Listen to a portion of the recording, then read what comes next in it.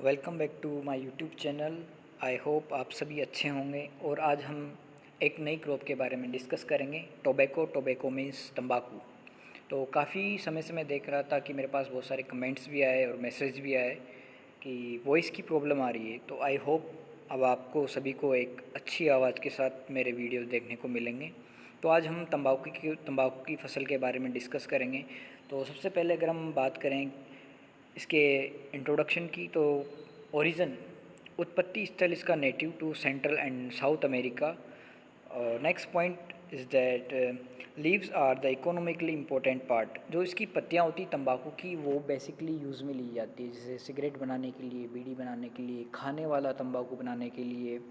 तो मेन जो इसका पार्ट होता है प्लांट का वो कौन सा होता है? लीव्स, इसकी पत्तियाँ यूज़फुल होती है। Introduce by Portuguese to south Asia, high valued cash crop. ये कैसी क्रॉप है? एक नकदी फसल है, कैश क्रॉप है। वर्ल्ड के प्रोडक्शन की अगर हम बात करें अकॉर्डिंग टू 2007, 6.2 मिलियन टन और एक्सटेंट 3.7 मिलियन पर हेक्टेयर। वहीं अगर हम इंडिया के प्रोडक्शन की बात करते हैं, जो इंडिया का प्रोडक्शन है वो कितना है? 5.2 लाख टन। अगर हम पूरे ऑल ओवर वर्ल्ड में बात करें तो चाइना फर्स्ट पर आता है और अपना भारत देश सेकंड पर आता है एरिया एंड प्रोडक्शन में।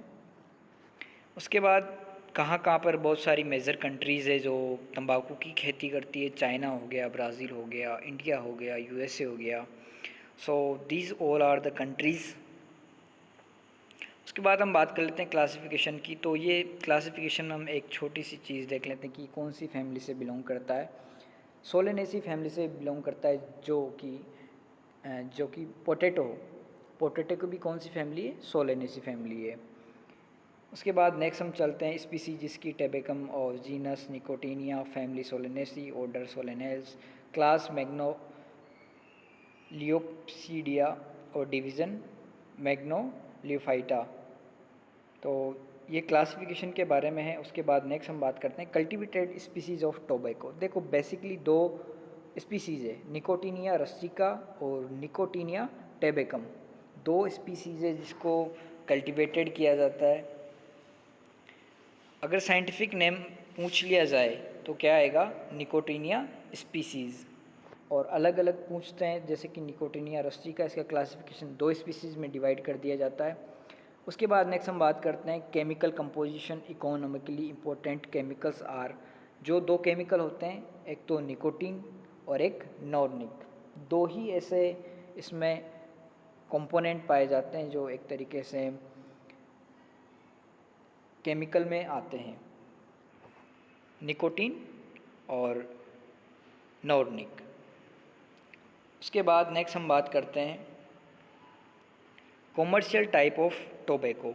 Flu cured tobacco, bidi tobacco, cigar and cheroot tobacco, chewing खाने वाला, पीने वाला, हुक्का बनाने वाला। तो ऐसे बहुत से टाइप्स के अलग अलग टोबैको आपको देखने को मिल जाएंगे।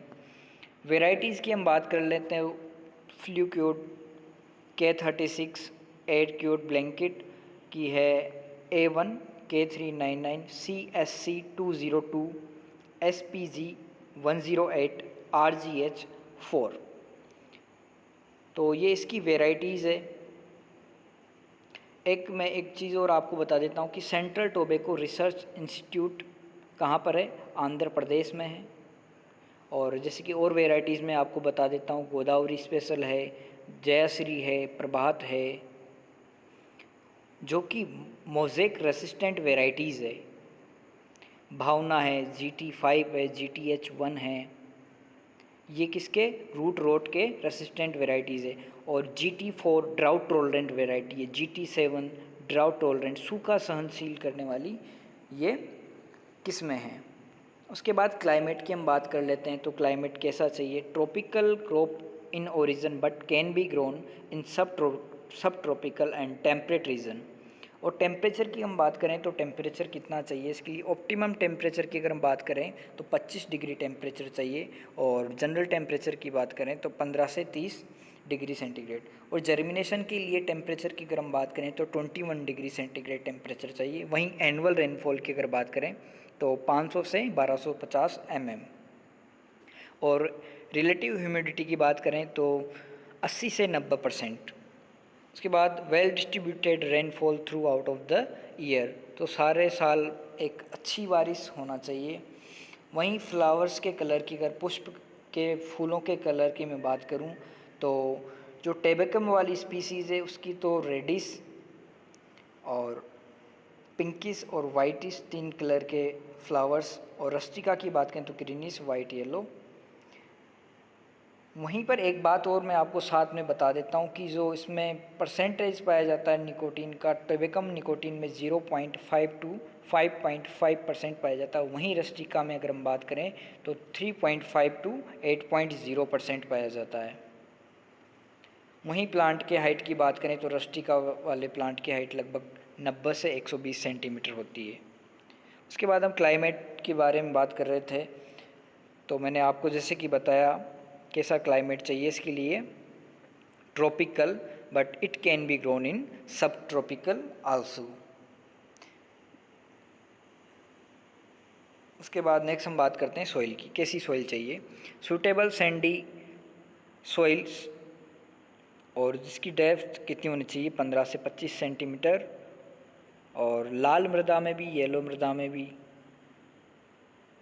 भी हम इसको ग्रो कर सकते हैं।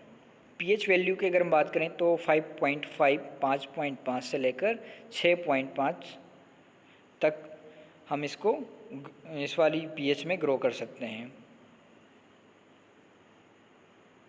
उसके बाद नेक्स्ट हम बात कर लेते हैं टाइप्स ऑफ नर्सरी की, क्योंकि इसको फील्ड प्रिपेयर करके भी हम लगा सकते हैं। जैसे कि फील्ड प्रिपरेशन तो पहले अपने को करना ही पड़ेगा, तो फील्ड प्रिपरेशन कैसे करना है वो भी एक बार हम देख लेते हैं। Clean and well pulverized seed bed of good tilth is needed for transplanting of tobacco seedlings. Land should be well prepared first by deep plowing with mold-board plow followed by 3 to 4 cross ploughing. तो अपने को जो bed तैयार करना है वो कैसा होना चाहिए, वेल पल्वराइज होना चाहिए, क्योंकि हम उसमें क्या करेंगे, ट्रांसप्लांट करेंगे या फिर डायरेक्टली भी अगर हम सोइंग करते हैं तब भी एक अपने को अच्छी क्वालिटी का सीड बेड चाहिए। उसके बाद जैसे टाइप्स ऑफ नर्सरी की मैं बात करूँ तो 3 टाइप्स की नर्सरी जनरली लगाई जाती है। ग्राउंड बेड जो कि फील्ड में ही तैयार की जाती है, उसके बाद सीडी ट्रेज आती है एंड पेपर पॉट्स आते हैं। आपने देखा होगा कि जिसमें हम और भी कई प्रकार की पौध तैयार करते हैं, जैसे कि बैंगन के लिए, जैसे कि आपका टमाटर के लिए, मिर्ची के लिए, ऐसे बहुत सारी फसलें हैं जिनको हम क्या करते हैं, पहले नर्सरी में उगाते हैं, उसके बाद उसको ट्रांसप्लांट करते हैं। इस तरीके से सीडी ट्रेज आती है जिसमें छोटे छोटे पॉट्स होते हैं और उसमें हम टोबैको के सीड्स को ग्रो करते हैं। तो सीडी ट्रेज और फ्लोट नर्सरीज़, तो 3 टाइप्स की नर्सरीज़ है। नर्सरी का site selection, avoid old nurseries, जहाँ तक हो कोशिश करें कि जो पुरानी नर्सरी है उसको अपने क्या करें, अवॉइड करें। उससे ज़्यादा फाइन टिल्थ होना चाहिए। टिल्थ तो मैंने आपको जब फील्ड प्रिपरेशन के बारे में बताया तो उसमें भी मैंने आपको बताया था कि फाइन टिल्थ होना चाहिए और वेल पल्वराइज होना चाहिए। फ्लैट एंड लो स्टेप, और नर्सरी के लेआउट की अगर हम बात करें तो रेस्ट बेड लेंथ और कन्वीनियंट लेंथ मैक्सिमम 10 मीटर। विड्थ की अगर हम बात करें तो 120 सेंटीमीटर हाइट और 15 centimetre space in between beds. चौड़ाई कितनी होनी चाहिए, 120 सेंटीमीटर, हाइट 15 सेंटीमीटर, और जो बेड्स के बीच में, 2 क्यारियों के बीच में जो स्पेस होना चाहिए या 2 बेड के जो बीच में स्पेस होना चाहिए वो कितना होना चाहिए, लगभग 45 से 60 सेंटीमीटर होना चाहिए। उसके बाद सीड बेड स्टेरिलाइजेशन की अगर बात कर लें, क्योंकि जनरली क्या होता है कि हमको छोटी छोटी बातों का ध्यान रखना बहुत आवश्यक है। अगर हम ध्यान नहीं रखते हैं तो अपनी जो आने वाली जो सीडलिंग्स है या जो बनने वाला जो पौधा है वो कैसा होगा, कमज़ोर होगा, और कमज़ोर होगा तो डिजीज़ और पेस्ट जल्दी अटैक करेंगे और एक अच्छा उपज नहीं दे पाएगा। तो अपने को जो पहले से ही प्रोसेस को अच्छी तरीके से बना के रखना है। उसके बाद नेक्स्ट हम बात करते हैं सीड बेड को स्टेरिलाइजेशन करने की। तो इसको 2 तरीके से करते हैं, रैबिंग स्टेरिलाइजेशन और केमिकल स्टेरिलाइजेशन। रैबिंग स्टेरिलाइजेशन में तो क्या करते हैं, rabbing separate 15 to 20 centimetre thick layer of leaves, weeds, paddy, straw, the soil surface and burning. उसके बाद नेक्स्ट हम बात करते हैं केमिकल वाले स्टेरिलाइजेशन की। तो केमिकल से स्टेलाइज करने के लिए फील्ड को या फिर उसको सीड बेड को तो बोर्डेक्स मिक्सचर अपने को यूज़ में ले सकते हैं, पिक्रीन हम यूज़ में ले सकते हैं, डाइक्लोरोप्रोपेन हम यूज़ में ले सकते हैं, मिथाइल ब्रोमाइड और कैल्शियम साइनामाइड हम यूज़ में ले सकते हैं। इस तरीके से अपने को इन केमिकल्स को यूज़ करते हुए अपना सीड बेड को स्टेलाइज करना है। तो ये आपका सीड बेड स्टेलाइजेशन हो गया। उसके बाद हम बात करते हैं extracting. Arches page to provide adequate shade tobacco seeds minute seed low food reserve approximately 16,000 seed per gram.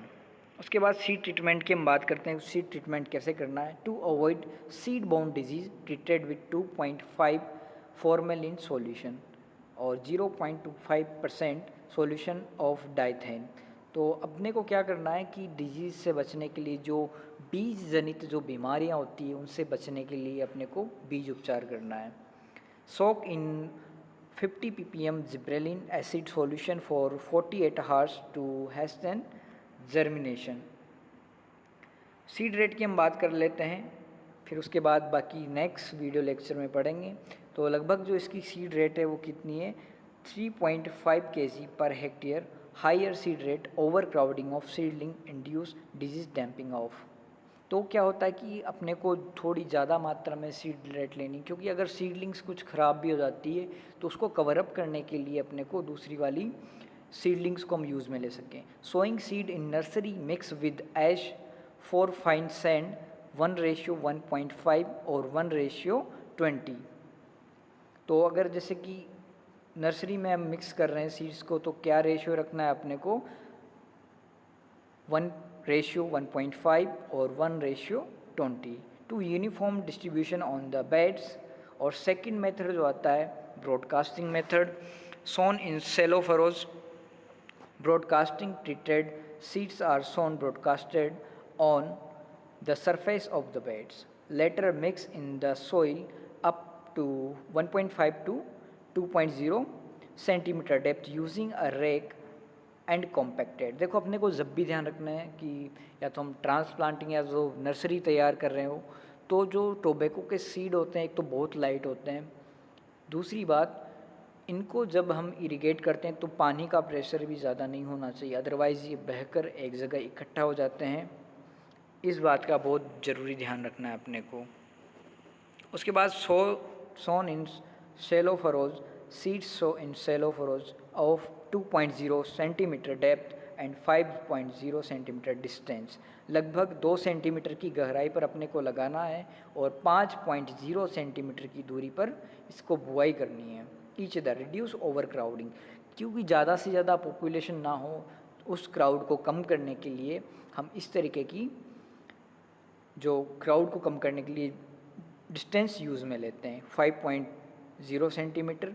2 method मैंने आपको बताया, एक तो ब्रॉडकास्टिंग मेथड हो गया और एक सोन इन सेलो फरोज। तो इस तरीके से ये इसकी सीड रेट हो गई और सोइंग मेथड्स हो गए।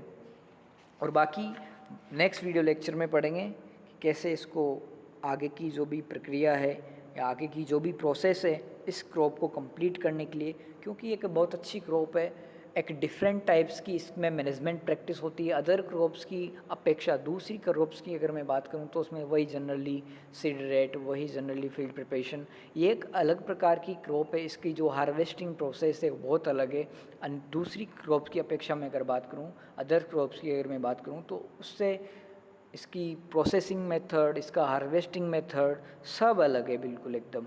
So I hope you like my video. Keep sharing, keep like. Thank you very much.